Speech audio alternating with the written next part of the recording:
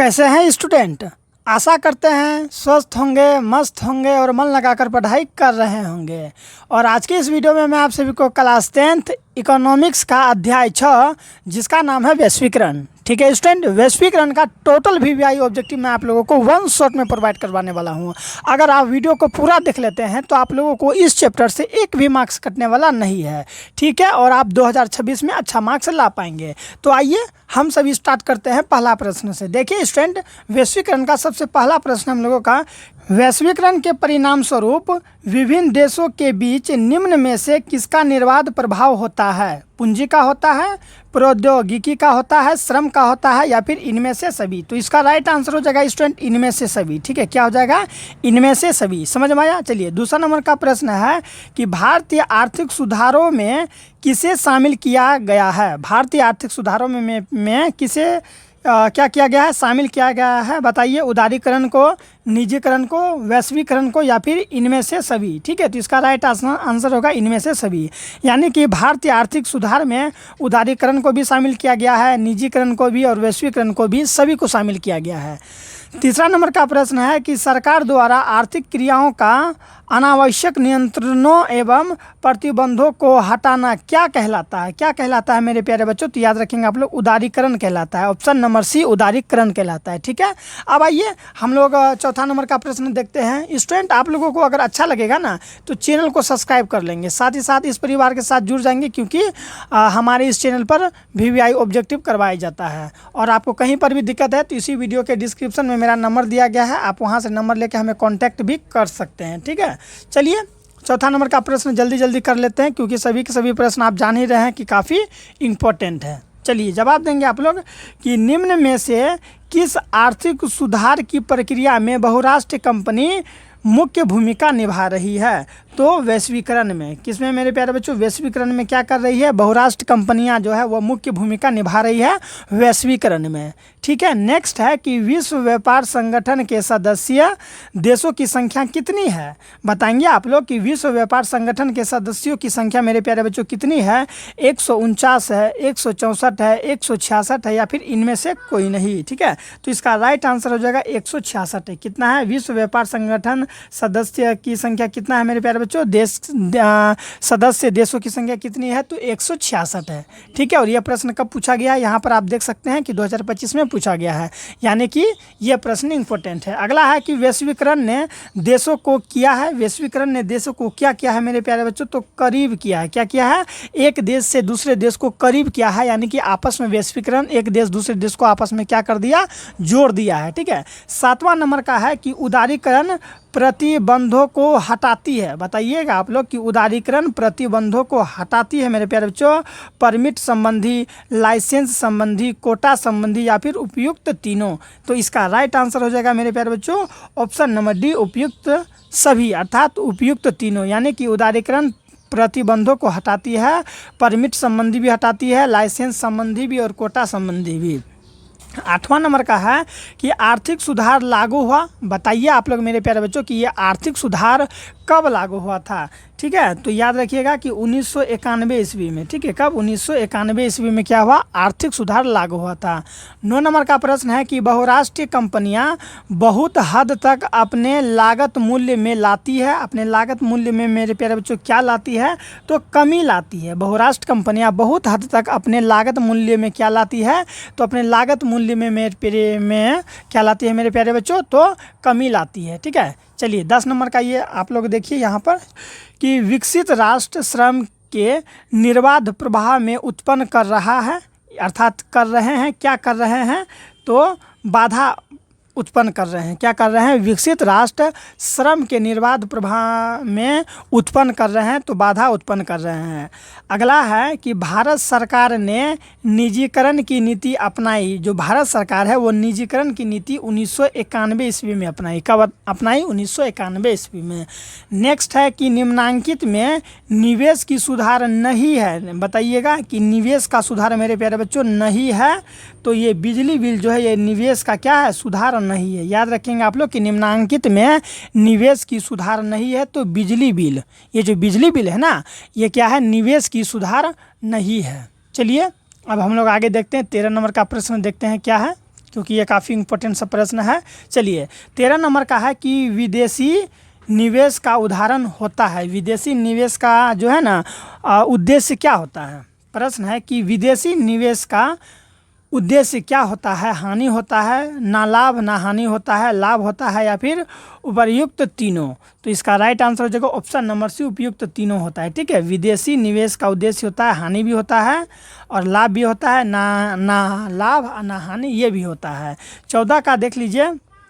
14 का क्या है कि प्रौद्योगिकीकरण के विकास से वैश्वीकरण की गति प्रभावित हुई है। तेज गति से, धीमी गति से, मध्यम गति से या फिर सुस्त गति से मेरे प्यारे बच्चों। ठीक है, तो इसका राइट आंसर क्या हो जाएगा आप लोगों का, तेज गति से। प्रौद्योगिकीकरण अर्थात टेक्नोलॉजी के विकास से वैश्वीकरण की गति प्रभावित हुई है। तेज गति से क्या हुई है, प्रभावित हुई है। ठीक है, प्रौद्योगिकी का अर्थ होता है टेक्नोलॉजी। अगला है हम लोगों का कि WTO का विस्तार रूप क्या है, अर्थात इसका फुल फॉर्म क्या है, किसका, WTO का। तो यहाँ देखिए WTO का अर्थ हुआ वर्ल्ड ट्रेड ऑर्गेनाइजेशन होता है। Option number B, world trade organisation, option number B is the right answer. चलिए अब हम लोग देखते हैं 16 नंबर का प्रश्न क्या है। आप लोग को कहीं पर भी दिक्कत है तो आप लोग कमेंट करके बताएंगे, या समझ में आ रहा है या नहीं आ रहा है तो कमेंट करके बताएंगे आप लोग। मैं आप लोगों के लिए बहुत जल्द स्टूडेंट सब्जेक्टिव प्रश्न भी लाऊंगा, इसलिए परिवार के साथ जुड़ के रहेंगे।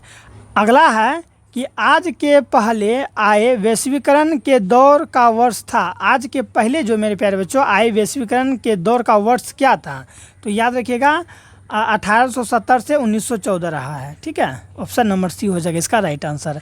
अगला है कि वैश्वीकरण का नकारात्मक प्रभाव बिहार में पड़ा। वैश्वीकरण का जो नकारात्मक प्रभाव है वो बिहार में अपेक्षाकृत कम पड़ा, या फिर साधारण पड़ा, अपेक्षाकृत ज़्यादा पड़ा, या फिर इनमें से कोई नहीं। ठीक है, तो अपेक्षाकृत कम पड़ा। याद रखिएगा कि वैश्वीकरण का नकारात्मक प्रभाव बिहार में पड़ा, कैसे पड़ा, तो अपेक्षाकृत कम पड़ा। ठीक है, चलिए अब हम लोग 18 नंबर का प्रश्न देखिए। यहाँ पर क्या है कि भारत में आर्थिक सुधार आरंभ हुआ। भारत में मेरे प्यारे बच्चों आर्थिक सुधार आरंभ हुआ था, कब हुआ था, तो ऑप्शन नंबर ए। ठीक है, 1991 में हुआ था। कब हुआ था, भारत में आर्थिक सुधार आरंभ हुआ था 1991 ईस्वी में। 19 का है कि बाजार व्यवस्था का महत्वपूर्ण अंग है। क्या है, बाजार व्यवस्था का महत्वपूर्ण अंग मेरे प्यारे बच्चों क्या है, तो उपभोग है। ठीक है, बाजार व्यवस्था का महत्वपूर्ण अंग उपभोग है। चलिए 20 नंबर का जवाब दीजिए कि उत्पादन संबंधी सारी क्रियाएं निर्भर करती है, किस पर निर्भर करती है, विद्यार्थियों पर, किसानों पर, उपभोक्ताओं पर या फिर बच्चों पर।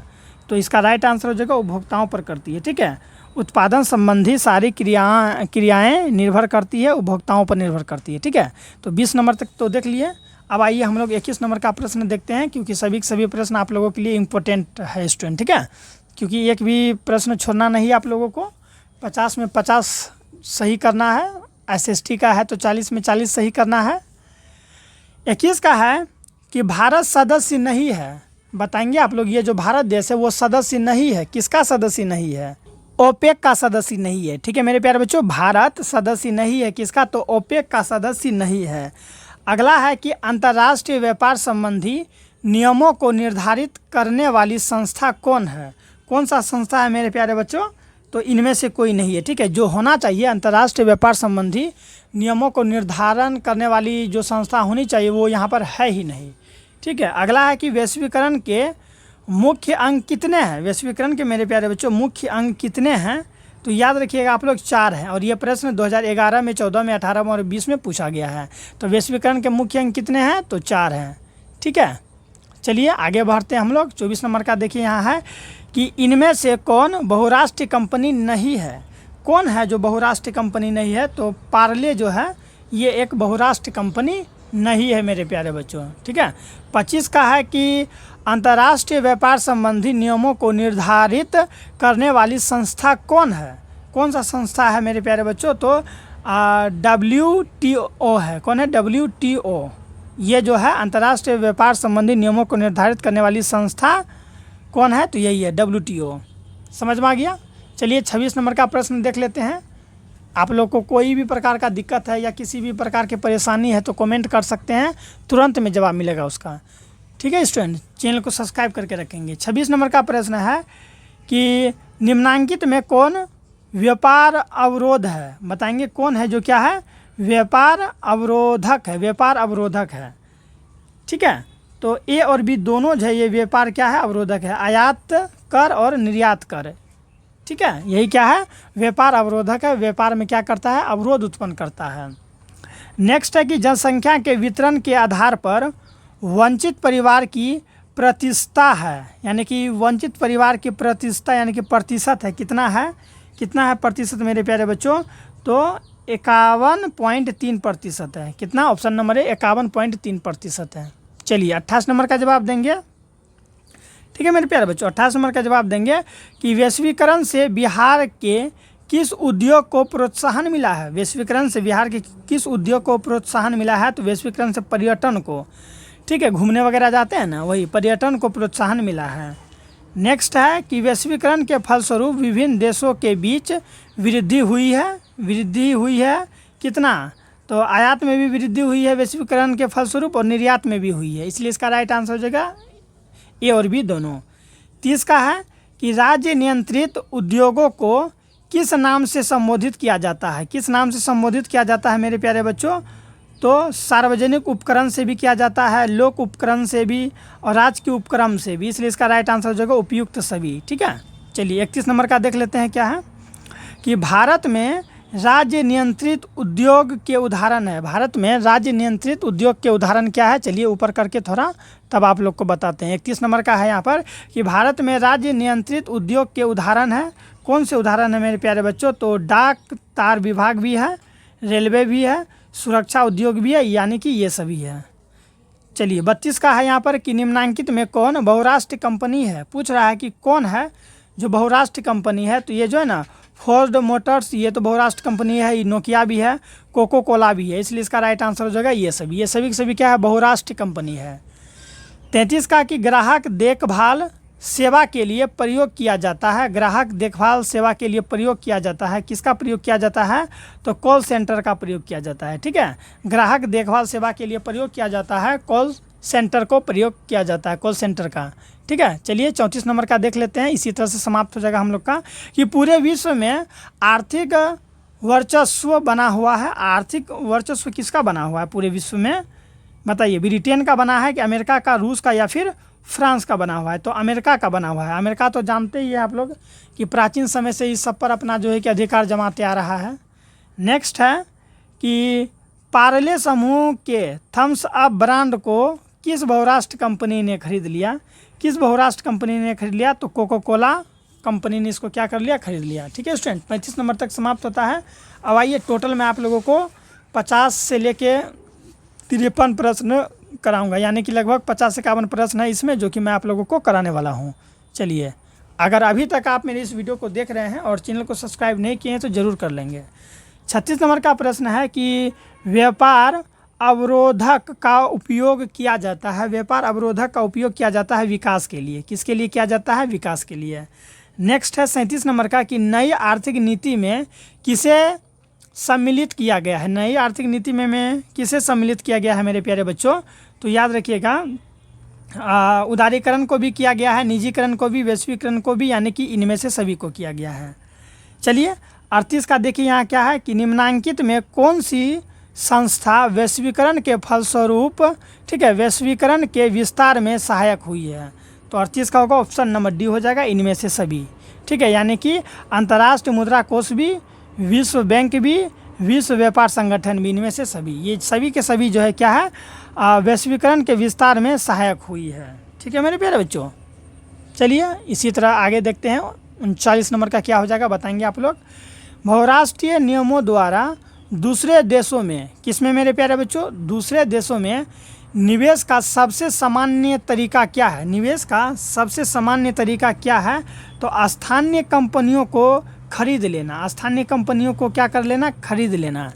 हर एक प्रश्न को आप लोग जब समझ लेंगे, अच्छा से तैयारी कर लेंगे ना, तो समझ लीजिए कि जो भी आप लोग का एग्ज़ाम होगा उसमें आप लोग अच्छा स्कोर कर पाएंगे। चलिए 40 नंबर का जवाब देने का प्रयास करेंगे कि वैश्वीकरण को प्रोत्साहित करने वाले कारकों में कौन सर्वाधिक महत्वपूर्ण है? कौन है जो सर्वाधिक महत्वपूर्ण है मेरे प्यारे बच्चों? तो 40 का होगा ऑप्शन नंबर सी। 40 का क्या हो जाएगा? ऑप्शन नंबर सी, सूचना एवं संचार प्रौद्योगिकी का विकास। ठीक है, ऑप्शन नंबर सी हो जाएगा। अगला है 41 का, देखिए यहाँ पर कि वैश्वीकरण का अर्थ है। वैश्वीकरण का क्या अर्थ होता है मेरे प्यारे बच्चों? तो व्यापार, पूंजी, तकनीक, हस्तांतरण, सूचना प्रवाह द्वारा देशों की अर्थव्यवस्था का विश्व अर्थव्यवस्था के साथ समन्वय करना। ठीक है, अर्थव्यवस्था का क्या करना? विश्व की अर्थव्यवस्था के साथ समन्वय करना, यही होता है वैश्वीकरण का अर्थ। चलिए आप लोग वीडियो को रोक रोक के भी, जो प्रश्न आप लोग को लगेगा कि ये थोड़ा हार्ड है, तो उस प्रश्न को वीडियो को रोक के 2 से 3 बार पढ़ लेंगे। ठीक है, चलिए अगला है कि भारत सरकार द्वारा, किसके द्वारा मेरे प्यारे बच्चों? भारत सरकार द्वारा आर्थिक सुधार संबंधी नवीन आर्थिक नीति अपनाई गई। कब अपनाई गई थी मेरे प्यारे बच्चों? तो option number C, option number C, जुलाई 1991 को अपनाई गई। ठीक है, नेक्स्ट है कि विश्व व्यापार संगठन की स्थापना हुई थी। विश्व व्यापार संगठन की स्थापना कब हुई थी? तो 1995 ईस्वी में हुई थी। विश्व व्यापार संगठन की स्थापना 1995 ईस्वी में। 44 नंबर का प्रश्न है, वैश्वीकरण के फलस्वरूप दो देशों के उत्पादकों के बीच प्रतिस्पर्धा क्या हुई है? कम हुई है, बढ़ जाएगी, या फिर घटती बढ़ती रहेगी, कोई परिवर्तन नहीं होगा। ठीक है, बताएंगे। तो इसका राइट आंसर हो जाएगा बढ़ जाएगी। क्या होगा? वैश्वीकरण के फलस्वरूप दो देशों के उत्पादकों के बीच प्रतिस्पर्धा मेरे प्यारे बच्चों क्या होगा? बढ़ जाएगी। अगला है 45 का कि सरकार की, किसकी मेरे प्यारे बच्चों? सरकार की नवीन आर्थिक नीति का अंग है। क्या है सरकार की नई आर्थिक नीति का अंग? क्या है? तो 45 का होगा डी, इनमें से सभी है। उदारीकरण भी है, निजीकरण भी है, वैश्वीकरण भी है। ठीक है, 46 का है कि वैश्वीकरण से भारत को क्या लाभ होने की संभावना है? वैश्वीकरण से भारत को क्या लाभ होने की संभावना है? तो याद रखिएगा मेरे प्यारे बच्चों, कुशलता में वृद्धि, ये सही है। रोजगार के अवसरों में वृद्धि, ये भी सही है। और उत्पादकों में वृद्धि, ये भी सही है। इसलिए इसका राइट आंसर हो जाएगा इनमें से सभी। ठीक है, चलिए 47 का बताइएगा आप लोग क्या है कि विश्व व्यापार संगठन का मुख्यालय कहाँ है? विश्व व्यापार संगठन का मुख्यालय जो है मेरे प्यारे बच्चों कहाँ पर है? तो याद रखेंगे आप लोग कहाँ पर है? जनेवा में है। कहाँ पर है? जनेवा में, ऑप्शन नंबर ए। 48 का है कि निम्नलिखित में से क्या नई आर्थिक नीति का अंग है? बताएंगे कि निम्नलिखित में से क्या है जो नई आर्थिक नीति का अंग नहीं है? नई आर्थिक नीति का अंग नहीं है तो राष्ट्रीयकरण जो है ना, राष्ट्रीयकरण, ये नई आर्थिक नीति का अंग नहीं है। ये देख सकते हैं आप लोग यहाँ पर ऑप्शन नंबर सी, ये क्या है? राष्ट्रीयकरण जो है क्या है?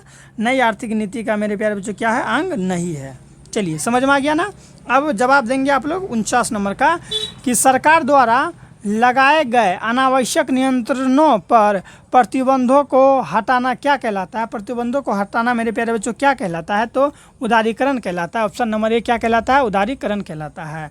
अगला देख लीजिए 50 का कि निम्न में से कौन भारतीय बहुराष्ट्रीय कंपनी है? निम्न में कौन सा कंपनी है जो कि क्या है? बहुराष्ट्रीय कंपनियाँ है। तो option number C, Infosys. Infosys जो है ये क्या है? बहुराष्ट्रीय कंपनियाँ है, इंफोसिस।